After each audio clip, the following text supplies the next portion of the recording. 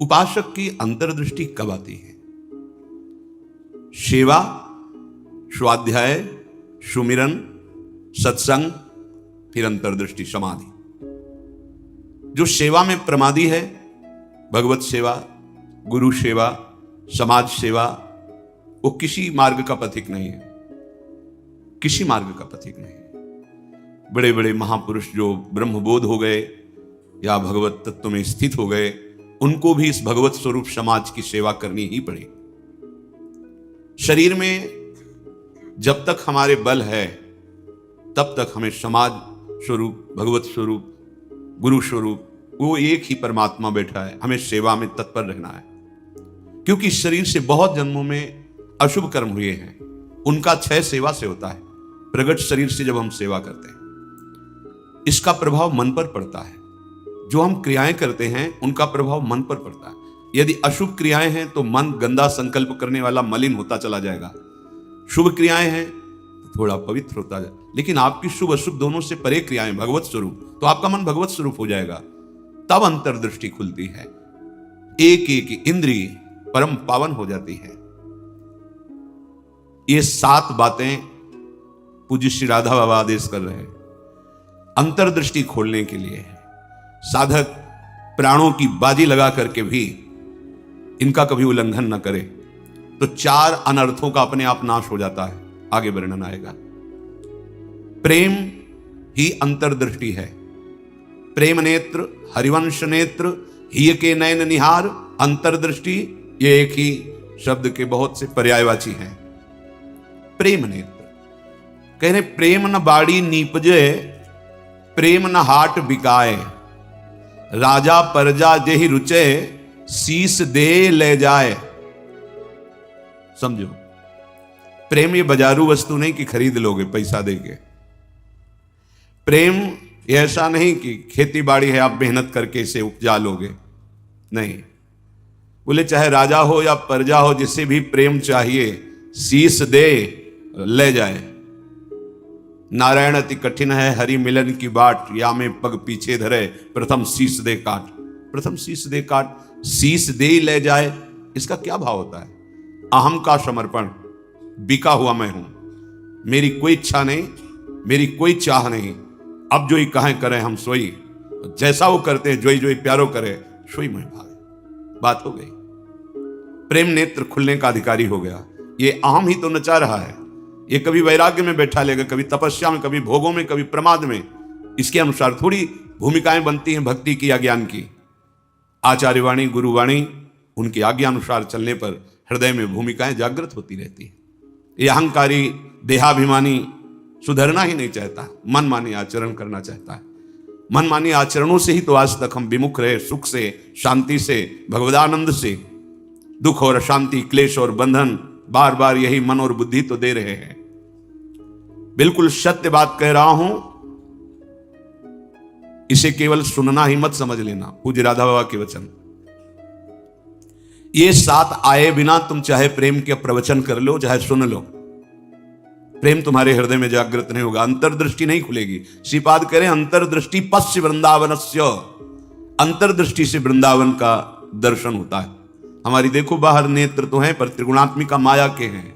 स्त्री दिखाई देती, पुरुष दिखाई देता है, जड़ दिखाई देता है, चैतन्य दिखाई देता है, अच्छा दिखाई देता है, बुरा दिखाई, ये कुछ नहीं। यहां सब चिदानंद वपु, प्रियाजू की सहचरियां और दिव्य एक पत्ते की कांति के बराबर भी महामहिम वैकुंठ नहीं है। ये वृंदावन है।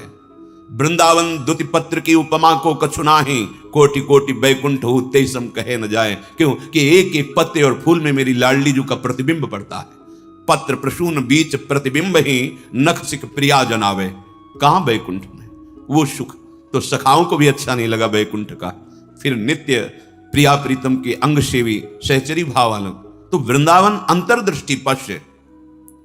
जब तक भगवत साक्षात्कार नहीं हो जाता तब तक बहुत सावधान। इसके बाद सावधान रहने की जरूरत ही नहीं। जैसे मन सच्चिदानंद प्रभु का स्पर्श करेगा, फिर इसको विषय सेवन की स्मृति ही नहीं रह जाती। उसे उपरती अवस्था कहते हैं। एक होती त्याग अवस्था, ये साधक करता है। विषयों के प्रति आकर्षण है पर भोगूंगा नहीं, क्योंकि मुझे भगवत प्राप्ति करनी है। दूसरी होती है वैराग्य अवस्था। भोगों का सानिध्य है, ये भी जानते हैं कि हाँ ये भोगने में मन बुद्धि कहते हैं कि सुखद है, पर नहीं, वो राग रहित हो रहा है। और एक स्थिति आती है कि भोग सामग्री सानिध्य है, ये भोगने वाली चीज, इसकी स्मृति ही खत्म। जैसे विष्ठा देख करके भोगने की खाने की इच्छा नहीं होगी, वमन देखकर खाने की इच्छा नहीं होगी, मलवत वमनवत विश्ववत, ऐसे यहां से लेकर ब्रह्मलोक तक के भोगों का उसे त्याग हो जाता है, जिसे उपरति कहते हैं। भोग सामग्री है, भोगने की इच्छा ही नहीं है, ये बोध भी नहीं रहता कि ये भोगना चाहिए, क्योंकि अखंड स्मृति जागृत हो गई आराध्य देव की। पहला उपासक को शांत लक्षण धारण करना है। काम आ रहा है, क्रोध आ रहा है, कोई गाली दे रहा है, विक्षेप हो रहा है, प्रतिकूलता आ रही, अपमान, अनुकूलता आ रही, सम्मान। शांत का मतलब ना हर्ष न शोक, गंभीर, अंदर से गंभीर शांत। पहला लक्षण अंतर्दृष्टि खोलने के लिए सिद्धांत में भी वर्णन, शांति रव्यर्थ कालत्वम विरक्तिर्मान शून्यता। शांति, अपने प्रति कोई बार बार अपराध कर रहा है, शांत, न शरीर से दंड, न वाणी से दंड, न मन से दंड देने का संकल्प, क्योंकि सब में मेरा प्रभु विराजमान है। बिल्कुल ध्यान से बाबा ने कहा, ये बिल्कुल सत्य सत्य बात कह रहा हूं, प्राणपन से इन सातों बातों का निर्वाह करोगे तो अंतर्दृष्टि खुल जाएगी। प्रेम, यदि आप थोड़ा भी प्रमाद करेंगे तो इनको धारण नहीं कर पाएंगे। पहला ही है शांत, भाव देश में भी पहला है शांत। शांत दास्य शक्य वात्सल्य कांता सहचरी। शांत हमारे भगवान का स्वरूप है, शांताकारम, शांत, समझो, वाणी शांत, मन निसंकल्प, कोई चाह नहीं, स्थिति यहां पहुंचनी है। शांत का स्वरूप ये, न शोचते न कांक्षते, समः सर्वेषु भूतेषु मद भक्तिम लभते पराम। मेरी भक्ति का परम लाभ, पराभक्ति का स्वरूप ये, कोई चाह नहीं, कोई चिंता नहीं, कोई भय नहीं, कोई शोक नहीं, ब्रह्मभूता प्रसन्नात्मा, हर समय अखंड प्रसन्नता। देखो भक्त कैसा शांत होता है। परीक्षित जी महाराज गर्भ से ही भगवान के परम प्रिय भक्त हैं। भगवान ने गर्भ में ही रक्षा की। जब ये उत्तरा जी के गर्भ में थे, अश्वत्थामा ने ब्रह्मास्त्र संधान किया। इतनी बुद्धि बिगड़ गई थी। गर्भस्थ शिशु की हत्या सबसे बड़ा पाप होता है। भ्रूण हत्या, गर्भ हत्या, ये बहुत बड़े पापों में आता है। इतना बड़ा विद्वान क्रोध के वशीभूत होकर ब्रह्मास्त्र का संधान कि पांडवों का वंश ही विनाश कर देंगे। उत्तरा ने किसी अन्य का आश्रय नहीं लिया। जैसे द्रौपदी जी से चूक हुई, पतियों का आश्रय, सभा में बैठे हुए महापुरुषों का आश्रय, भुजाओं का आश्रय, दांत का, उत्तरा ने नहीं। जे ही देखा कि जाजुल्यमान ब्रह्मास्त्र गर्भ नष्ट करने के लिए आ रहा है, हाथ उठाया और तुरंत भगवान का, हे करुणा निधान गोविंद, पूरा शब्द नहीं हुआ, भगवान गर्भ में ही प्रकाशित हो गए, आसपास गर्भ की रक्षा कर रहे हैं। परीक्षित जी गर्भ से ही भगवान के भक्त हैं। अधर्म का धन कोई भी हो बुद्धि भ्रष्ट कर देता है, बहुत इससे बचा जाता है। आप इससे समझिए अधर्म के धर्म का कितना प्रभाव होता है। जबरदस्ती बलात् राजाओं को जीत करके वैभव छीनना, यह स्वभाव था जरासंध का। संतों के मुख से सुना कि जब भीम के द्वारा भगवान ने जरासंध का वध कराया, सहदेव का तिलक किया, और उसका वो मुकुट जिसमें बहुत से राजाओं की जीती हुई रत्न मणियां, हीरे आदि थे, वो मिला के सबसे 20,000 तो कैद किए था। जैसे पशुओं की बलि देना हो, ऐसे वो बलि देने के लिए 20,000 राजाओं को। वही मुकुट एक दिन परीक्षित जी अपने मस्तक पर धारण किए। धारण करते ही शिकार खेलने का मन हुआ, चल पड़े शिकार। इतनी प्यास असह्य हो गई कि ऋषि आश्रम में गए। वो समाधिस्थ थे, अपने स्वरूप में स्थित थे। कोई है आश्रम में, मुझे बहुत प्यास लगी है। वहां तो समस्त इंद्रियां, मन, बुद्धि सब चेष्टा रहित है, भगवत स्वरूप में एकदम डूबे हुए, बाहर से शांत, कोई चेष्टाएं न सुना रही न दिखा रही, कोई इंद्रिय काम नहीं करेगी, क्योंकि सौम अवस्था को प्राप्त समाधिस्थ महापुरुष। पता नहीं कैसे ऐसी बुद्धि बदल गई इतने बड़े महाभागवत की। उपेक्षा करके बाहर निकले, देखा एक मरा हुआ सर्प पड़ा था, ऐसे धनुष की नोक से उठाया और ऋषि के गले में डाल दिया। महत अपराध है। साधु का उपहास या इस तरह की चेष्टाएं, उनको इसका भी पता नहीं चला, तो शांत अपने स्वरूप में स्थित हैं। कुछ ब्रह्म ऋषि कुमार देखे कि राजा परीक्षित अंदर गए थे, बाहर गए तो कोई बात ही क्या, वहां गए तो देखा समाधिस्थ थे, उनके गले में मरा हुआ सर्प। तो ऋषि कुमार दौड़ते हुए श्रृंगी ऋषि जहां स्नान कर रहे थे वहां गए और कहा, राजा परीक्षित ने बड़ा उपहास किया आपके पिताश्री का, एक मरा हुआ सर्प गले में डाल दिया। इतनी बड़ी सामर्थ्य कैसे कि समाधिस्थ मेरे पिता का अपमान। तो क्या उन्होंने समझ लिया कि राजाओं के पास ही बल होता है, ब्रह्म ऋषियों के पास बल नहीं होता? नौ किशोर अवस्था है श्रृंगी ऋषि की, उसी जल से आचमन किया और कहा, आज मैं दिखाता हूं कि ब्रह्म ऋषियों का बल क्या होता है। इसने मरा हुआ सर्प मेरे पिता के गले में डालकर एक ब्रह्म ऋषि का अपमान किया। मैं शाप देता हूं, आज के 7वें दिन तक्षक सर्प इसे डसेगा और कोई त्रिभुवन में नहीं बचा पाएगा। ऐसा ही हुआ और दौड़ करके आए और पिता के गले में लगे। जब वो बहुत देर लिपट के रोए से तो धीरे धीरे वृत्ति बाहर आई। क्या हुआ, क्यों रो रहे हो? उनका, ये परीक्षित आए हुए थे और आपके गले में मरा हुआ सर्प डाला, आपका अपमान किया। नहीं नहीं, देखो इसमें क्या अपमान होता है? गलती तो हमसे हुई, राजा भगवान का स्वरूप होता है। वो आए थे आश्रम में, अर्घपाद आदि देते, उनको जल पिलाते, उनकी सेवा करते, वो हमारे संपूर्ण प्रजा का शासन करते हैं, सेवा करते हैं, रक्षा करते हैं। हमसे गलती हो गई, रोना नहीं चाहिए। तब किसी ऋषि कुमार ने कहा, ये रोए ही नहीं है, इन्होंने शाप भी दे दिया है। नहीं नहीं, निरपराध राजा को शाप कैसे दे दे? क्या शाप? 7 दिन में तक्षक काटे। गजब कर दिया तुमने। अरे हमसे पूछ तो लेते। अब ये ब्रह्म वाक्य हैं, इतने बड़े ब्रह्म ऋषि वो भी नहीं काट सकते। अपने शिष्यों को भेजा जाओ और परीक्षित को सूचना दे दो, कोई उपाय कर लो अपने परम कल्याण का, 7 दिन में तक्षक सर्प आएगा और डसेगा। जे ही जाके वहां परीक्षित ने मुकुट उतार के ये क्या मेरे से, ये क्या हो गया? मुझे दंड मिलना चाहिए, बहुत पश्चाताप करें। ऐसा उपहास कैसे कर दिया, ऐसा अपराध कैसे कर दिया? इतने में वो शिष्य पहुंचे और कहा, महाराज आपने जो गले में सर्प डाला, बालक होने के कारण श्रृंगी ऋषि ने आपको शाप दे दिया है। निश्चित आपको 7वें दिन महाभयंकर विषधारी तक्षक आएगा और डसेगा, आपको कोई नहीं बचा सकता। आप उपाय कर लीजिए भगवत प्राप्ति का। बहुत हृदय शीतल हुआ, वर्णन है, एकदम हृदय में शीतलता हुई, प्रायश्चित हो गया।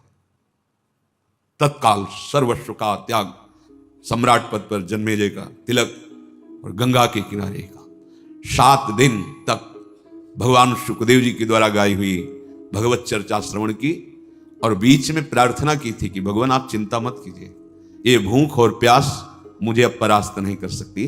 जिस प्यास से पीड़ित होकर के हमने गले में सर्प डाला था, आज उसी प्यास को मैं पराजित कर रहा हूं आपके श्रीमुख से सुने हुए भगवत वचन। विचार करो, इतने बड़ा श्राप सुनने के बाद उनके हृदय में कोई शोक नहीं, शांत हृदय, 7 दिन कुछ खा पी नहीं रहे, शांत हृदय। भक्त का हृदय शांत होता है। उनके गले में सर्प डाला हुआ शांत नहीं हुए, कोई बात नहीं। अगर हम भगवत दर्शन करना चाहते हैं, महासुख में निमग्न होना चाहते हैं, दुख मिटाना चाहते हैं, तो शांत होना स्वभाव में लाएं। अशांत स्वभाव नहीं, अशांत से कुता सुखम। अशांति अगर हृदय में होगी तो बहुत पाप बन जाएंगे, कड़ुआ बोलोगे, गंदे आचरण बन जाएंगे, हिंसा आदि दोष भी उत्पन्न हो सकते हैं। इसलिए पहला अंतर्दृष्टि खोलने के लिए शांत, हमारा भाव भी पहला शांत भाव। ये मार्ग का पथिक भी शांत मार्ग का पथिक है। शांत शब्द को पकड़ो, अशांति अंदर से है, दबा लो। नाम जब कर रहे हो ये सब मिट जाएगी। बाहर से तुम्हें पहले शांति लानी, बाहर की क्रियाओं में किसी भी तरह से किसी द्वंद्व में तुम्हें अशांत नहीं होना है। वो तभी हो सकता है जब आप लक्ष्य बना लियो भगवत प्राप्ति, तभी सह सकते हो, कोई बात नहीं। भगवान इसकी बुद्धि में बैठ करके हमारे को सहनशीलता सिखा रहे हैं, इसीलिए निंदा कर रहा है, अपमान कर रहा है, अवहेलना कर रहा है। भगवान के द्वारा प्रेरित है या कोई कर्म हमारा क्षय हो रहा है, शांत। दूसरा है, आराध्य देव के भजन के सिवा कोई भी एक क्षण व्यर्थ न जाने पावे। अव्यर्थ कालत्वम, कबहू काल वृथा नहीं जाए। सेवक जी महाराज पकड़ो, अंतर्दृष्टि प्राप्त महापुरुष ही जीवन मुक्त कहा जाता है। पकड़ो, कोई भी क्षण भजन के बिना ना जाए। शरीर से सेवा हो रही और अंदर ही अंदर नाम जब चल रहा है, प्रभु के लीला रस से भरे हुए पद गुनगुना रहे। कितना सहज सरल भगवदानंद प्रदान करने का हमें साधन मिल गया गुरु कृपा से। सेवक शरण सदा रहे अनत नहीं विश्राम, कह वाणी हरिवंश की कह हरिवंश ही नाम। या तो नाम मंत्र चल रहा है और या वाणी जी गुनगुना रहे हैं। एक क्षण भी न जाए, देखो प्रयास करो, गुरु कृपा बल में ऐसी सामर्थ्य है, अहंकार में नहीं। एक क्षण भी भजन के बिना ना जाए, अंतर्दृष्टि तभी खुलेगी। तीसरा, ये विश्वास कर लो, संसार के किसी भी भोग में सुख नहीं है, कभी तुम्हें तृप्ति नहीं मिल सकती, क्योंकि है ही नहीं। ये भूत के लड्डू हैं, चाहे जितना खा लो पेट नहीं भरेगा, और ना खाओ तो ललचाते रहो। इसलिए तुम्हारा ललचाना ना हो, नाम जप करो। ये विश्वास करो महापुरुषों के वचनों से, भोगों में सुख नहीं है। कितना भोगोगे? महाराज ययाति ने अपने शरीर से तो यौवन अवस्था का भोग किया ही, अपने पुत्र की यौवन अवस्था लेकर फिर भी तृप्ति नहीं हुई। तब उन्होंने कहा संपूर्ण संसार के ये सब भोग भगवत विमुख व्यक्ति एक को दे दिए जाएं तो भी वो तृप्त नहीं हो सकता, क्योंकि नहीं है। कल किसी ने प्रश्न किया था, ऐसा ऐसा हमने सैकड़ों ऐसा ऐसा सब किया, तो हमने कहा ईमानदारी से बताना, वृंदावन में बैठे हो, क्या तुम्हारी तृप्ति हुई, क्या सुख हुआ? तो चिल्ला के रो के बोला नहीं, नहीं होगी। विनिश्चितम बदामि तेन अन्यथा वचांस। गोस्वामी जी के, मैं झूठ नहीं बोल रहा, सत्य कह रहा हूं। हरिम भजन्ति, बिना भजन के तुम्हारे इंद्रियां, तुम्हारा मन, तुम्हारा हृदय शीतल हो ही नहीं सकता, विश्राम पा ही नहीं सकता। ये जलाती रहेंगी कामनाएं, तृष्णा, वासनाएं। इसलिए पहले समझ लो, गुरुजनों के वचन मान लेने से निकल जाओगे। अगर अनुभव करने की चले भोग राज्य में, तो आज तक कोई ऐसा नहीं हुआ कि स्वयं लौट पाया हो। हमारी आपकी तो बात जाने दो, बड़े बड़े महापुरुषों में। एक उदाहरण, आद्य गुरु भगवान शंकराचार्य जी नवीन किशोर अवस्था में ही पूरे विश्व को अपने प्रकांड ज्ञान के द्वारा प्राप्त कर दिया। जब तीर्थराज प्रयाग पहुंचे, पूरे सन्यासियों का साथ में दल होता, मंडली होती, तो आगे भगवान शंकर साक्षात शंकराचार्यम, शंकरम शंकराचार्यम, ज्ञान का विशुद्ध स्वरूप, तेजों में दृष्टि पड़ते ही चरणों में झुक जाए, ऐसा तेज। मंडन मिश्र नाम के एक बड़े विद्वान थे। भगवान शंकराचार्य जी ने उनसे कहा सत्य को स्वीकार करो या तर्क। उन्होंने तर्क स्वीकार किया, पर ज्ञान समुद्र भगवान शंकर से कौन जीत सकता है, परास्त कर दिया। उनकी पत्नी बहुत विवेकवान बुद्धिमान थी, आई और प्रणाम किया और कहा प्रभु आप संपूर्ण विजय अभी नहीं प्राप्त किए, अर्धांग तो अभी बचा हुआ मैं भी हूं, मेरे प्रश्न का उत्तर दे दो, तब हम दोनों परास्त माने जाएंगे।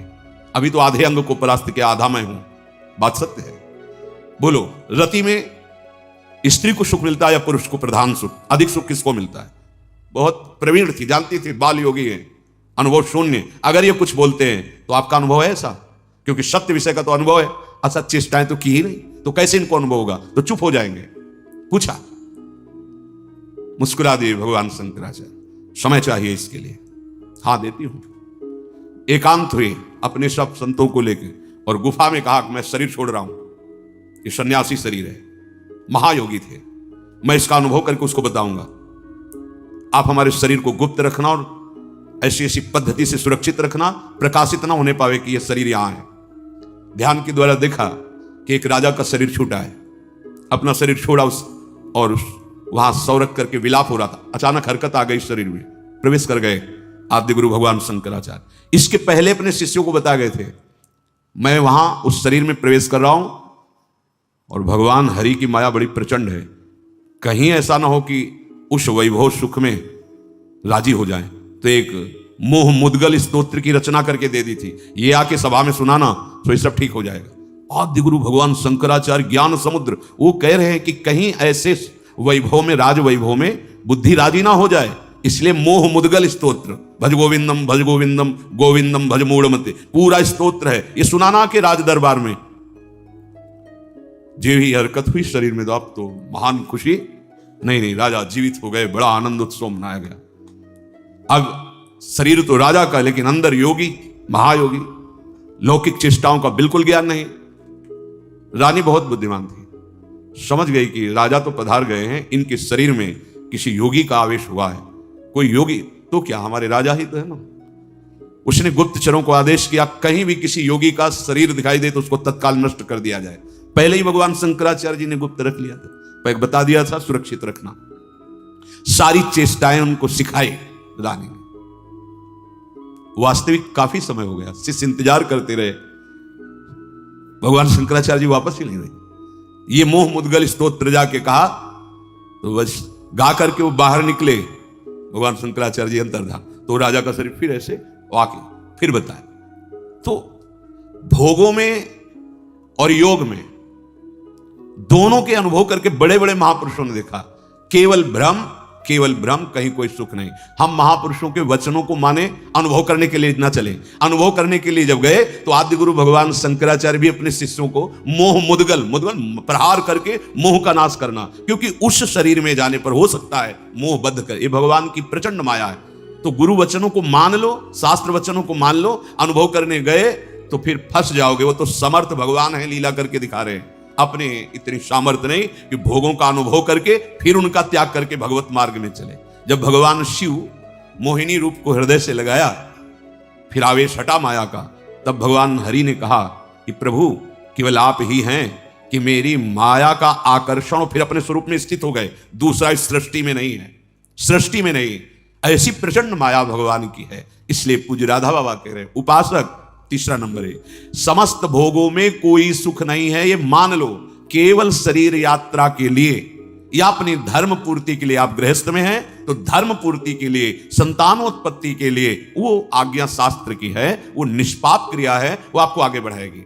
भगवत मार्ग के पथिक को जितने से काम चल जाए कम से कम, उतना शास्त्र सम्मत भोगों को स्वीकार करके आराधना में बढ़ना है। शास्त्र सम्मत, तस्मात् शास्त्रम प्रमाणम ते। पहली बात तो भोगों में सुख है ही नहीं, ये बैठा लो। जितने से प्राण पोषण उतना अन्न डाल लिया, जितने से शरीर ढक जाए उतना वस्त्र धारण कर लिया। निरंतर शांत और निरंतर, एक क्षण का अंतर न पड़े ऐसा भजन, और भोगों में सुख बिल्कुल नहीं है ऐसा। जैसे कोई दुर्गंध युक्त स्थान हो तो हम नाक बंद करके चलेंगे क्योंकि बड़ी दुर्गंध है। कोई मल बमन आदि पड़ा हो तो उस दृष्टि नहीं डालेंगे। ऐसे भगवत मार्ग में चलने वाले पथिक की दृष्टि बड़े से बड़े आकर्षणकारी भोगों के प्रति होती है। ध्यान रखना। रमा विलास राम अनुरागी तजत बमन जिम जन बड़भाग, वो देखेगा भी नहीं। ऐसे अगर आप किसी भी दृश्य को प्रियता से देखते हैं मोबाइल में, या ऐसे छुप के देख रहे हैं, भाई सामने तो देख नहीं सकते तो किसी ऐसी जगह खड़े जहां से शरीरों का आकर्षण देख रहे हैं, अपने आप का नाश कर रहे हैं, वो संस्कार बन रहे, तुम्हें गिराएंगे, या नहीं तो कहीं गिरा देंगे, आज नहीं तो कल गिरा देंगे। बहुत सावधान। ये तीसरा है, किसी भी भोगाकर्षण से हम प्रभावित ना हो। जब दूसरा चलेगा तो तीसरा ही आ जाएगा। निरंतर भजन और ये सावधानी। निश्चित हमें अच्छा लगा जब उससे पूछा, वो खुद वर्णन कर रहा था ऐसा ऐसा ऐसा। हम कहा क्यों गंदी बातें सुने, पर इसलिए कि इससे लाखों लोगों का भाव शुद्ध हो सकता है। उससे पूछा तुम्हें क्या मिला, सुख मिला? तो उसने कहा नहीं, और रो पड़ा चिल्ला के।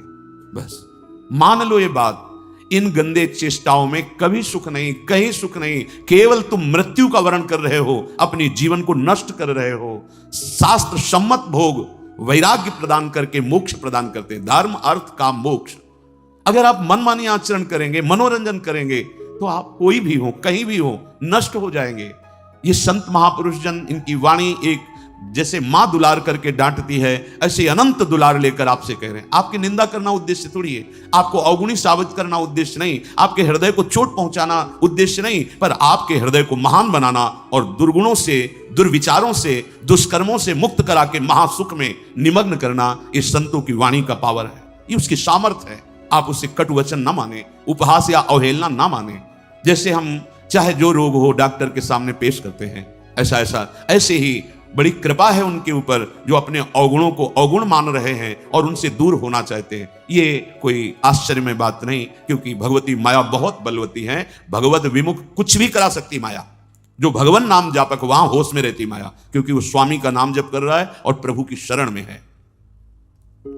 अगर उपासक के हृदय में भोगों से घृणा नहीं आई है तो अभी उपासना का रंग नहीं, नाम जप नहीं चल रहा पक्का। हृदय की बात कहता हूं। आप देखो, एक दिन चला के नाम देखो 24 घंटे, जलन पैदा हो जाएगी अगर कोई आपसे बात करना चाहेगा। कुछ देखना, कुछ सुनना, कुछ बोलना, ये जहर लगने लगेगा आपको। देखो तो करके। अब आप मनोरंजन में लगे हो, किसी तरह समय कट रहा है, खाया पिया, मौज मस्ती, ये जीवन ऐसे व्यतीत करने लायक नहीं। बड़ा दिव्य जीवन है। मानव देह पशुवत थोड़ी आचरण करना है। दिव्य दैवी सद्गुणों से युक्त होकर आप चाहो नारायण बन सकते हो, आप साकेतपुर जा सकते हो, आप शिव स्वरूप कैलाश में जा सकते हो, आप जो भाव चाहें दिव्य भाव में। ये जन्म मरण का दुख भोगते भोगते तुम्हें ऊबना नहीं आया। एक संकट कोई निवृत्त करने के लिए मारा घूमता है, यहां चले जाए वहां चले जाए, और नाम गरज रहा है हर दुखों को मिटाने के लिए। कहीं जाने की जरूरत नहीं। राम कृष्ण हरि जो नाम प्रिय, राधा राधा राधा, सर्व मंगल होता चला जाएगा। बार बार इसीलिए कह रहे हैं, नाम जपत मंगल दिशि दसहु। कहीं भी जाओगे तुम्हारा मंगल ही होगा, नाम चल रहा है। नहीं, ये भोगा शक्ति बहुत ही प्रबल है, विचार करने का अवसर नहीं देती, भ्रष्ट कर देती है। नाम चल रहा है, इसकी ताकत नहीं कि गिरा सके। चौथी बात, मन में अपने अंदर मान का बिल्कुल भी प्रभाव ना रह जाए। अंतर्दृष्टि खुलने के लिए पहला शांत, दूसरा निरंतर भजन, तीसरा भोगों में सुख नहीं है, दृढ़ बुद्धि, भोगों से घृणा। चौथी बात, अपने अंदर मान न रह जाए। अगर मान है तो परम पद में आरूढ़ होने के लिए सबसे पहला त्याग इसी का किया गया है। निर्मान मोहा जित संग दोषा। पहले मान रहित, सब ही मान प्रद आप अमानी। मान अगर है तो फिर परमार्थ मार्ग का पथिक। और संसार में मान के लिए ही सब कुछ किया जाता है, और परमार्थ मार्ग इससे उल्टा है। मान की धज्जियां उड़ा दी जाती हैं। सम्मानम कलयाति घोर गरलम, ये घोर हलाहल विष है। अगर अध्यात्म की ऊंचाई पर चढ़ना है तो सम्मान की धज्जियां उड़ा दे, अंदर से कभी स्वीकार न करे, सबके चरणों में नमन करे। वो साष्टांग कर रहा है, पंचांग कर रहा है, बलिहारी उसकी श्रद्धा है। वो सबके हृदय में विराजमान भगवान को प्रणाम कर रहा है, गुरु प्रदत्त वेश को प्रणाम कर रहा है। हम तो दास हैं उनके चरणों में। सम्मान स्वीकार करना, ऐसा अधिकार केवल भगवान को या भगवत प्राप्त महापुरुष को ये अधिकार है, अपने जैसे दासों का। बस कोई प्रणाम करे तो नम्र होके प्रणाम। अगर वो कर रहा है तो गुरु प्रदत्त वेश को, हृदय में विराजमान प्रभु को कर रहा है, अपने को नहीं। अगर अपने उस मान के भोक्ता बने तो परमार्थ चल ही नहीं पाओगे, नहीं चल पाओगे, नहीं चल पाओगे। ये मान बहुत घातक जहर है। अगर सत्संग नहीं मिला, गुरु कृपा नहीं हुई, तो इसी का पोषण शुरू रहता है। वैराग्यवान होकर के भी इसी मान का पोषण होता रहता है। और परम पद में आरूढ़ होने के लिए सबसे पहला त्याग इसी का है। निर्मान अमोहाजित संग दोषा, मान रहित। ये हृदय में बैठा लिए, बहुत सूक्ष्म बंधन है ये। कभी कभी बड़े बड़े मान का त्याग मान के लिए हो जाता है। सम्मान पत्रों का, आसनों का त्याग मान के लिए। बड़े सुंदर, कितने दयनीय। ये सुनने की इच्छा मान की इच्छा है। अगर स्वाभाविक हमारी स्थिति मान रहित हो रही तो ये केवल गुरु कृपा से, ये पक्का। ठाकुर जी भी हृदय में बैठे हैं, कभी डांट नहीं लगाई, हृदय में ही तो है। लेकिन जब ठाकुर जी गुरु रूप से आए तो एक एक चोरों को पकड़ करके पीट पीट के बाहर कर दिया। अहंकार, मान, मद, काम, क्रोध, लोभ, मोह, मद, मत्सर, ये सब पर टिको ना, आज्ञा पे टिको, गुरुजनों की आज्ञा पर, वाणी पर टिको, सब ठीक हो जाएगा। ये जिम्मेवारी प्रभु की बन जाती है। योगक्षेमम वहाम्यहम, अप्राप्त को प्राप्ति कराना और प्राप्त की रक्षा करना। आप अनन्यश्चिंतयन्तो माम, अनन्य होकर केवल चिंतन करो, संभाल लेंगे। मान को स्वीकार मत करो, मान को स्वीकार मत करो। शरीर स्वस्थ है, कोई प्रणाम कर रहा है, आप भी प्रणाम करो, उसकी श्रद्धा है। जब बहुत लोग प्रणाम करें तो कहां तक करोगे? हृदय से सबको प्रणाम किया और अपनी स्वीकृति नहीं की कि हमें प्रणाम हो रहा है। नहीं, देहाभिमान पुनः पुष्ट होने लगेगा। बहुत सूक्ष्म है। जहां हमारा मन प्रपंच में फंसने लगे, जहां हमारा मन संसार की मान्यताओं को स्वीकार करने लगे, नहीं, ये जीवन केवल भगवत प्राप्ति। मन की बिल्कुल एक दृष्टि रखो मन पर, इसकी एक एक वृत्ति की जांच करनी है। वो स्वाभाविक स्फुरित जो हो रहा है उसका विकारात्मक स्वरूप, शासन उस पर, प्रश्न उत्तर उससे करो। हम लोग क्या करते हैं? गुरुजनों से प्रश्न उत्तर करके तर्क रखते हैं। तर्क रखो मन के ऊपर। क्यों? बहुत बार तो तेरी सलाह मान ली, दुर्गति ही हुई है, अब तुझको मेरी सलाह माननी होगी, जो मैंने संतों से सुना है, जो मैंने शास्त्रों से पढ़ा है, उस पर तर्क रखो। नहीं, मन के तो बोलते ही दस्तखत कर दिए और शास्त्र सम्मत गुरुजनों की वाणी पर क्यों में हो? ऐसा क्यों, वैसा क्यों। चौथा है आपके मन के अंदर मान का बिल्कुल ना रह जाना। अमानिना मान देना, स्वयं अमानी, दूसरों को मान देना। महाराज भर्तरी जी जब भोगों से वैराग्य की वृत्ति जागृत की, कुछ नहीं, पिंगला का दृश्य देख करके घोर वैराग्य युक्त भगवान शंकर की आराधना, समय पर देवाधिदेव महादेव प्रसन्न हुए और कहा क्या इच्छा करते हो, वरदान मांगो। तो भर्तरी जी ने यही वरदान मांगा, प्रभु कभी सम्मान से मुझे भिक्षा भी ना मिले, तिरस्कृत होकर भिक्षा पाऊं, कभी सम्मान से, मान से नहीं। क्यों? जहां मान जागृत हुआ फिर दयाभिमान, क्योंकि चक्रवर्ती सम्राट रहे ना, तो यही मांगा कि मान रहित हमारी स्थिति रहे, अर्थात भिक्षा भी मुझे कभी सम्मान से न मिले प्रभु। और महापुरुषों के वचन, जिस गली में भिक्षा मांगने गए आपका तिरस्कार हुआ, अपमान हुआ, अवहेलना हुई, उस गली में जरूर जाना चाहिए, लेकिन उस गली को पहचान लेंगे, जाएंगे नहीं। और आओ बाबा राधे श्याम, बैठो कुर्सी में बैठो, एक गरम गरम बनाओ, वहां जरूर जाएंगे, नहीं वहां मत जाइए। दरवाजे के बाहर से भिक्षा का अधिकार है, अंदर बैठना, कुर्सी में जाके बैठना, बात करना, हंसना, ये आप अपने लिए वो बीज बो रहे हैं जो परमार्थ को नष्ट कर देगा। गुरुजनों का आदेश है, भिक्षान्न केवल गेट के बाहर से, राधे श्याम 2-3 आवाज लगाई, अगर कोई गृह निकला, भिक्षाम नहीं ली रोटी चल, नहीं बस 1-2-3 आवाज लगाई, बाहर मिला मिला, नहीं मिला भूख पा लिया, तब भगवान अधीन होते हैं ऐसे भक्तों के। मन में मान का बिल्कुल न रह जाए आदर, बिल्कुल। 5वां, दिन रात में प्रतिपल ये भरोसा दृढ़ हो जाए भगवान हमारे साथ हैं। प्रेम दृष्टि खुलने का ये राधा बाबा का आदेश है। रात दिन तुम्हारे अंदर ये भरोसा हो जाए कि दिखाई तो नहीं दे रहे, भगवान है निश्चित हमारे पास। हमारी वाणी जी कहती है, नाम वाणी जहां श्याम श्यामा तहां। नाम चल रहा है तो तुम्हें दिखाई देंगे आगे चलकर, अभी पहले पाप नष्ट होने दो, अनर्थ की निवृत्ति होने दो, फिर देख लेना। पर तुम्हें ये विश्वास करना है आज सुन के, हर समय भगवान हमारे पास है, हमारे आराध्य देव हमारे पास हैं, हमारे पास हैं, और निश्चित वो मुझे मिलेंगे। 5वां है, निश्चित मुझे मिलेंगे, वो हमारे आसपास ही हैं, वो हमें देख रहे हैं। विश्वास करो, हमारे आराध्य देव आसपास हैं, मुझे देख रहे हैं, और मैं उन्हें जरूर देखूंगा, अर्थात निश्चित भगवत साक्षात्कार होगा। 6, माला संख्या पूरी करने वाली यहां बात नहीं है, वो तो प्रारंभ की होती है। यहां बात है कि प्राण छूट जा सकते हैं लेकिन भजन नहीं छूट सकता, ऐसी दृढ़ता पूर्वक भजन। दूसरा था निरंतर भजन, अब इसमें दृढ़ता पूर्वक भजन। दृढ़ता इसलिए 6 नंबर मानो उसी की व्याख्या का रखा है। कोई प्रलोभन आ सकता है जो आपके भजन को रोक सके, क्योंकि माया बहुत बलवती है। कोई वासना दबी होगी, वही वासना का सारा भोग सामग्री फ्री, एकांत भोगो इसको, क्योंकि आप बहुत ऊंचाई पर चढ़ने जा रहे हो, भोगो इनको। लेकिन भगवत साक्षात्कार करने वाला किसी प्रलोभन में, प्रभु देव त्रिभुवन की राज्य लक्ष्मी देने पर भी आधे पल के लिए, याद हो गया होगा आपको, सैकड़ों बार कहा है, आधे पल के लिए भी अपने प्रभु का विस्मरण नहीं, इसे दृढ़ता कहते हैं। और भयानक से भयानक पीड़ा और कष्ट होने पर भी प्रभु का विस्मरण नहीं। देखो यहां तो जरा सा कुछ विक्षेप हो गया तो भजन ही नहीं है, भजन ही नहीं है। वैसे ही भजन ने बिना विक्षेप के, फिर शारीरिक कोई पीड़ा, कोई बहादुर आदमी वही होता है जब उसके घाव लगते हैं ना रणभूमि में, तो उसको और आवेश आता है शत्रु को मारने का, ऐसे ही उपासक होता है। बुखार है, कष्ट है, पीड़ा है, नाना प्रकार के दुख हैं, उसको और आवेश आता है, पहले से भी और अधिक नाम जप। ये जीतने का मार्ग है, हारने का नहीं। जीतो, हर विषय को रौंदो, हर विक्षेप को रौंद दो नाम बल से।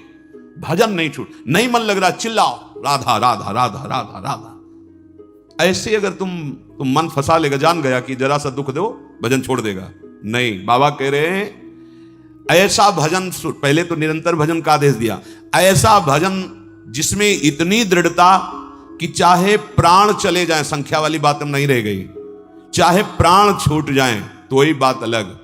जैसे एक जगह महापुरुषों के वचन सुने थे, या तो गाढ़ नींद में हो तो तुम्हारी बात अलग, और या मृत्यु में मूर्छा में हो तो तुम्हारी बात अलग। नहीं, अगर चेतना है तो नाम नहीं छूटेगा, चेतना है तो नाम नहीं छूटने देंगे। ये थोड़े दिन तुम्हें कठिन लगता है, जहां अभ्यास हुआ मस्त हो जाओगे, देख लेना, निहाल हो जाओगे। ऐसी बातें कोई प्रयास नहीं करना पड़ेगा। जैसे पलक झपकने का प्रयास आप नहीं कर रहे, जैसे दिल धड़कने का आप प्रयास नहीं कर रहे, जैसे श्वास प्रश्वास में आप कोई प्रयास नहीं कर रहे, ऐसे। और जहां भजन शुरू हुआ तो जैसे भोजन आप करते हो पचा लीवर देता है, ऐसे नाम आप जब करो सारे दुख नष्ट कर देगा, नाम पचा देगा, सारे कर्मों को भस्म कर देगा। दृढ़ता, अभी हमारे अंदर दृढ़ता नहीं, थोड़ा सा व्यवहार, थोड़ा सा सम्मान, थोड़ी सी प्रतिकूलता, अपमान, भजन छुड़वा देगा।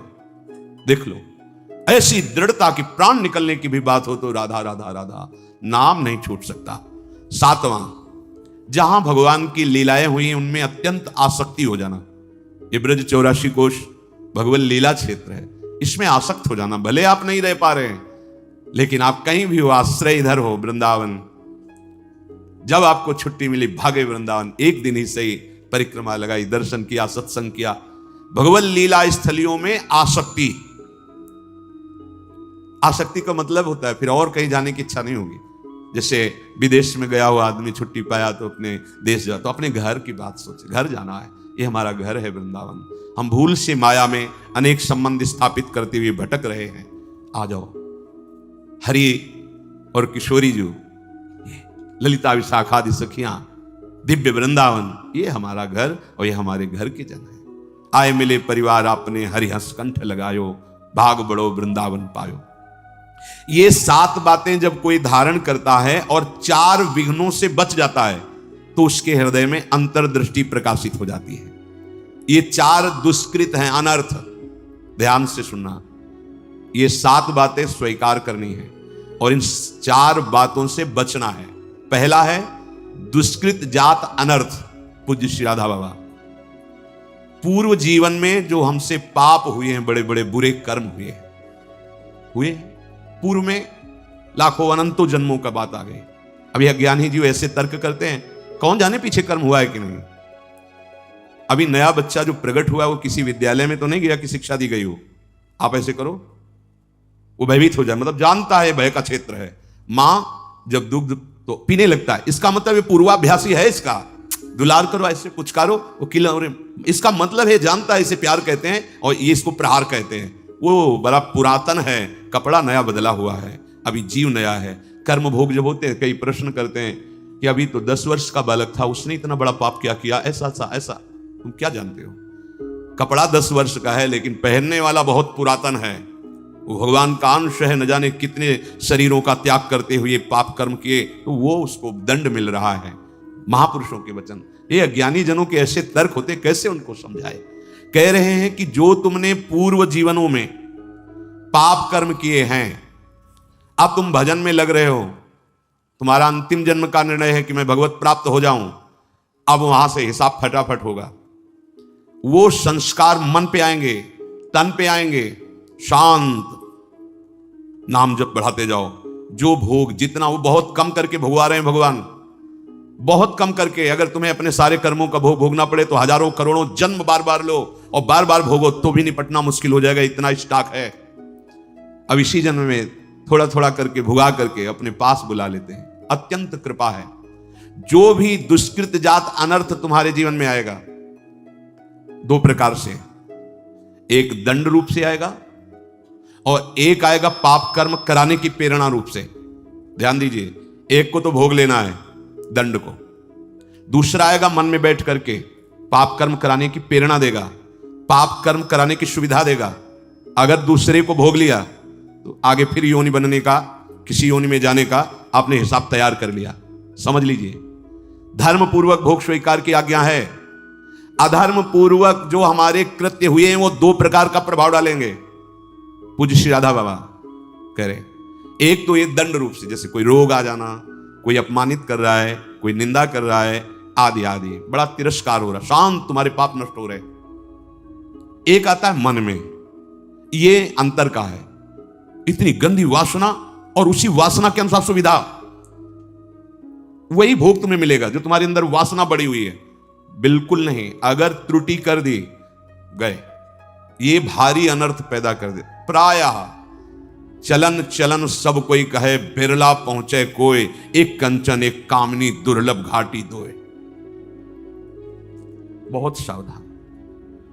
ये बार बार आपको भजन करते समय बुरे कर्मों की स्फुरणा बुराई की तरफ घसीटेगी। 1 मिनट के लिए इससे छोड़ दो, नाम जब साधन सब चलो 1 मिनट बस वो स्फुरणा स्वरूप संसार की, बड़ा गजब है।